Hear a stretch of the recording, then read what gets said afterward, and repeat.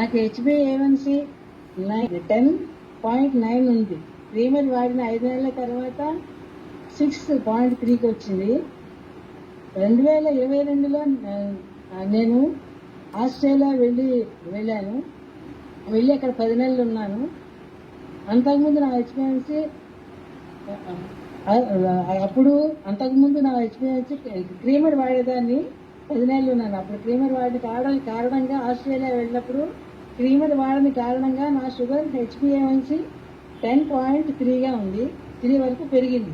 డాక్టర్ని సంప్రదించగా ఇన్సులిన్ చేసుకోవాలని చెప్పారు.